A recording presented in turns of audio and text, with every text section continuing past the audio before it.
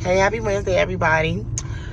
Thank you so much for those who continue to tune in and those who will be newly tuning in or whatever like that. I hope that I am gaining more viewers. I have been posting my journey online. For people that don't know me, I'm Eva Darling. I'm a loctician on the south side of Chicago. People that normally tune in know that this week I look a little different. I went and got a wig. I am heavily considering like growing my hair. So that's why I did throw a wig on, you know what I'm saying? So I can, it's not because I don't like the growing process, but it's like once I see my hair growing out, I always want to cut it so that I'm not able to grow my hair out.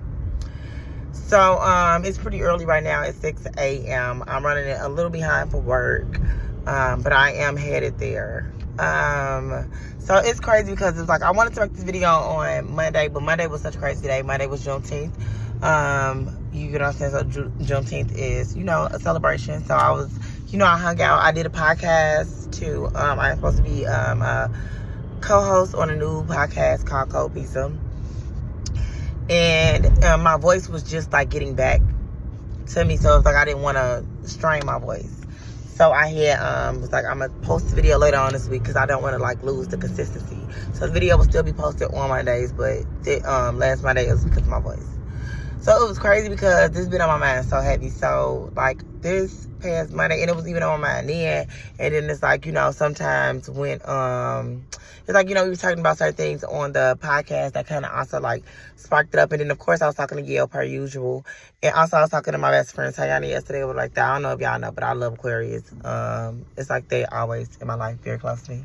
So, I was talking to them about, like, kind of like, growth and change and all these type of things. And I think one of the things, like, when we talk about change a lot, some things we change, some things we grieve. Like, it's easier to grieve certain things. Like, one of the things I noticed that it's easier for me to grieve is like not drinking no more. This past Monday I had my 200 day of sobriety, and it's like I don't have an urge to pick up a drink anymore. But we were talking about like grieving people, and not like just grieving people that has passed on or gone to the next realm. We're talking about individuals that are here, in our walking day and stuff, that we just no longer have the relationship or the bond that we once had.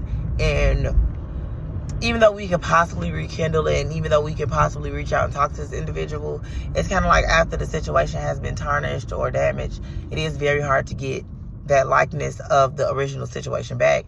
So like at points in time, you reach certain achievements, and like you talk to this person about these type of things, and it's like, man, I really want to reach out to them. I really want to talk to them. I really want to tell them what's going on. Like, and I realized that because I run into that a lot, especially like, it's individuals that I possibly dated or, friends that I'm no longer like, as close to. It's not that I don't talk to them, but, it's just that we don't talk as often. We might talk like casually if we see each other out in public. We just no longer have that relationship. So that is definitely like something hard to deal with. And it's like, and also like on the podcast, for example, we was talking about, some people are never able to heal because we don't go through those steps of healing. And the steps of healing would be like, grieve. You have to grieve the situation. And if you consistently act like you're not hurt, that would be an issue in itself, because you have to know that you're hurt.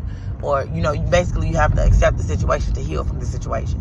So that's like a big one, like, because we don't, and y'all can still hear like the sickness and stuff like that in my voice, because I know it's not all the way gone. But my nose still running, I'm sorry. That was just, but it's like we don't accept the situation, so we can't heal from the situation, because it's like one thing, person, don't nobody want to be hurt, don't nobody want to be bitter. Those are two things that you just don't want to be. And I realized this is like, normally I never really touch on the situation, but I don't know why it's been like so heavy on my heart or this, that, and the other. And it's like, I think that when I grow and I change, it's like sometimes I really do want people to see me for who I am today. And I realize that everybody ain't supposed to see you, through every aspect of life, or, sometimes see your growth and stuff like that. But it is like individuals. I don't know if people watch this channel that, have children with people, or have recently had children with people, or, don't have the greatest relationships, stuff like that. One thing that I wish I would have changed when I was younger is that I wish I would have knew more. I wish I would have understood. I wish I would have understood, like, I wasn't as mentally stable as I felt like I was. I wasn't as emotionally stable as I thought I was. I wasn't as mature as I thought I was. I made a lot of mistakes when it came to the individual that I had a child with, it is not even like mistakes as in like this is the person that I want to be with or, you know, spend the rest of my life with, but more so in the fact of our communication, some of the things I did out of hurt, out of bitterness, you know, to not thinking of the longevity of the situation, the fact that we do have a child together, and it comes to the point in life that, you know, you have a child with somebody that wouldn't even take your word as bond, or wouldn't even, you know what I'm saying, like, you're not a solid person to them, you get what I'm saying, because, you know, sometimes the image that you portray, no one ever sees you outside of that.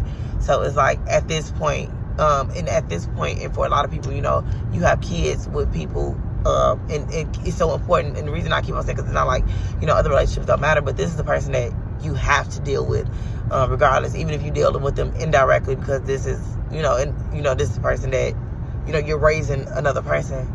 And, you know, those relationships, you know, you want that person to be able to, like, I'm not saying that you got to be ultra close with the person once you no longer have that intimate relationship, but having just a regular relationship, a regular friendship, like, you know what I'm saying, having active communication. And sometimes we burn that up, you know, not understanding that we hurt, not understanding that we have bitterness towards the person due to things that don't in regards to the child. So now we have a child with someone that we can't even have a casual conversation with.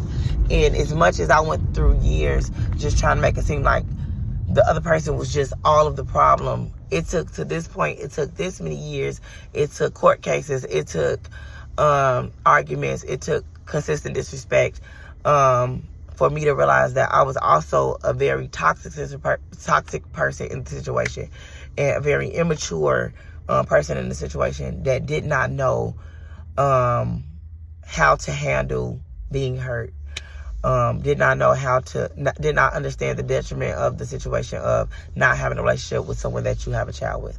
But I just want to leave y'all with that, and happy Wednesday.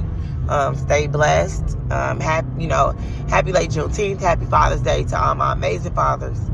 And I hope that my voice sounds better next week. I will be posting a link to the podcast so people can tune into that as well. But stay black, stay beautiful, because everybody might not be black that's watching. But yeah, thank you.